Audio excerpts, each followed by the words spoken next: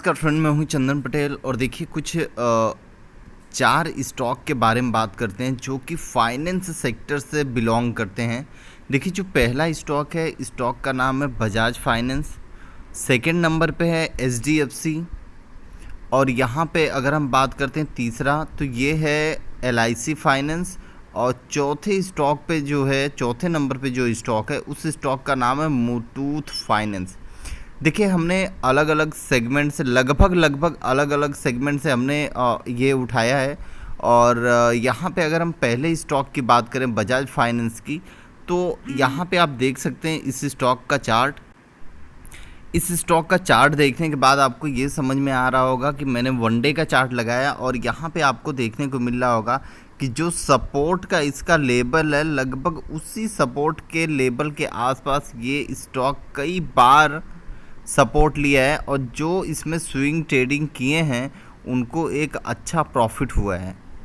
और अगर हम यही बात कर लें यहाँ पे वीकली चार्ट लगा के, तो वीकली चार्ट आप यहाँ पे देख पा रहे होंगे कि जो सपोर्ट का लेवल है 6,400 रुपये का, उसी लेवल के आसपास ये बार बार सपोर्ट ले रहा है और सपोर्ट लेने के बाद ये स्टॉक एक स्विंग ट्रेडिंग में कन्वर्ट हो रहा है। ठीक है ना, बार बार ये आपको एक अच्छा सुनहरा मौका दे रहा है जो स्विंग ट्रेडिंग करते हैं उन लोगों के लिए। तो देखिए यहाँ पर स्विंग ट्रेडिंग बहुत ही ज़बरदस्त हो रही है और फिर से एक बार स्विंग ट्रेडिंग में मौका है। और अगर आप लंबे समय के लिए इन्वेस्टमेंट करना चाहते हैं तो उसका भी मौका यहाँ पर आपको मिल रहा है। तो यहाँ पर आप इन्वेस्ट करके एक बढ़िया स्विंग ट्रेडिंग कर सकते हैं, या तो अगर आप लंबे इन्वेस्टर हों लंबे समय के लिए तो आप यहाँ पे इन्वेस्ट कर सकते हैं। देखिए जो दूसरा है स्टॉक उसका नाम है एचडीएफसी। ये भी मैंने वीकली चार्ट लगाया और देखिए अपना जो सपोर्ट का लेवल था, इसका जो सपोर्ट का लेवल था उस सपोर्ट के लेवल को तोड़ के, ध्यान से सुनिए, सपोर्ट को लेवल को तोड़ के और ये स्टॉक नीचे आया है। तो एक बहुत ही अच्छी आपके हाथ में अपॉर्चुनिटी है कि यहाँ पे आप स्विंग ट्रेडिंग कर सकते हैं। ठीक है, एक तो स्विंग ट्रेडिंग यहाँ से आपने की और फिर उसके बाद इस स्टॉक में जब करेक्शन आया तो यहाँ पर एक भरपूर अच्छा मौका है स्विंग ट्रेडिंग करने का और माल उठाने का। तो यहाँ पर भी आप माल बाइंग कर सकते हैं, या तो आप लंबे समय के लिए थोड़ा सा वेट करें।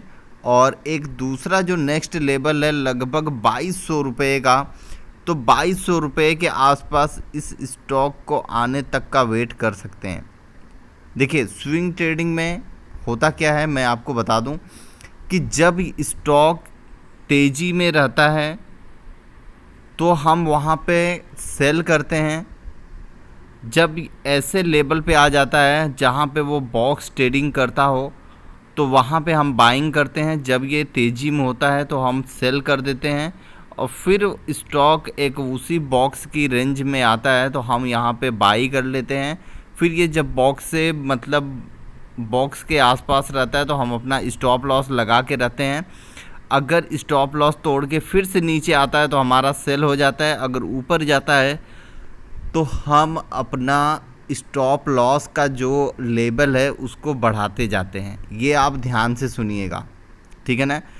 फिर इतनी तेज़ी हुई स्टॉक में, फिर यहाँ पे हमारा सपोर्ट का लेवल जो एक लगा है स्टॉप लॉस का वो हमने लगा दिया है और यहाँ पर फिर टूटा है और फिर एक गिरावट में हुआ तो हम यहाँ पे ख़रीद लिए। फिर उसके बाद यहाँ पर बेचें, फिर गिरावट में आया तो फिर हम यहाँ पर माल ख़रीद लेंगे।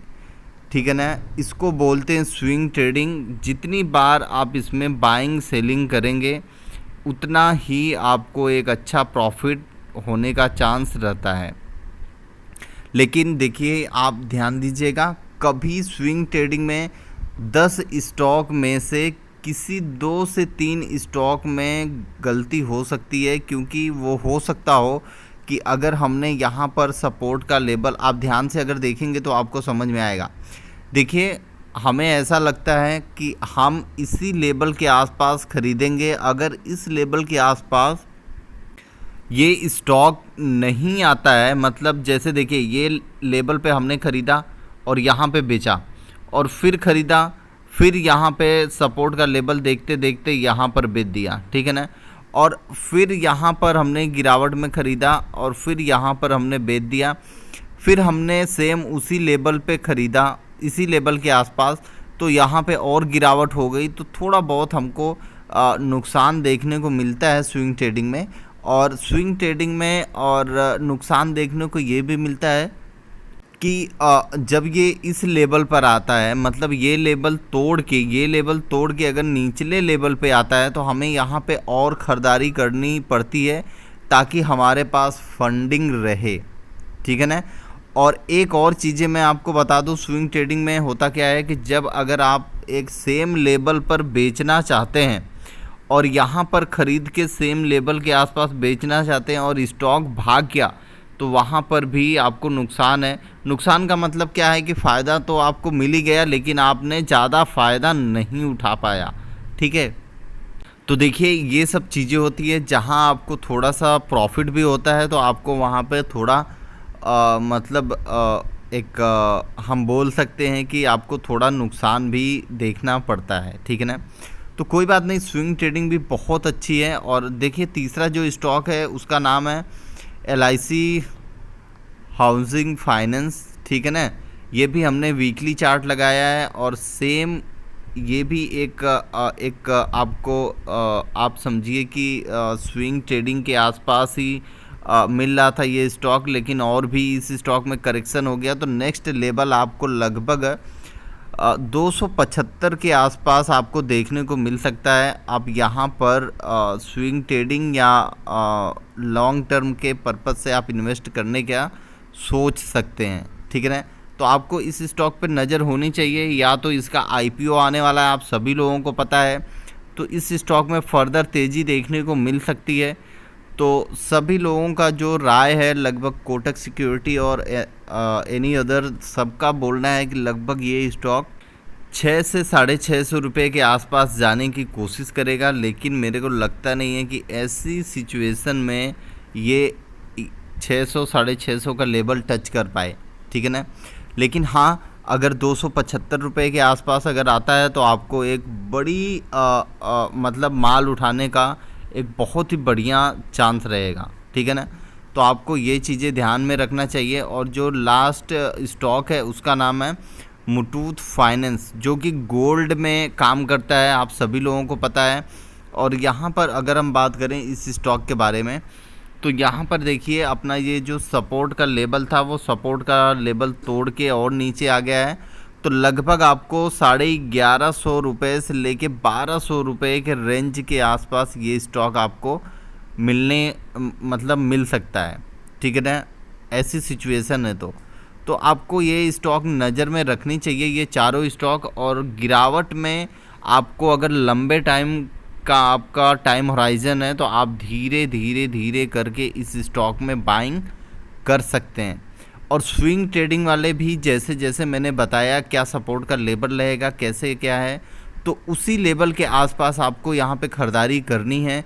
जल्दबाजी ना करें और धीरे करके आप ख़रीदारी करें और एक लॉन्ग टर्म में एक बहुत ही बढ़िया प्रॉफिट बनाएं। Okay, thank you friend.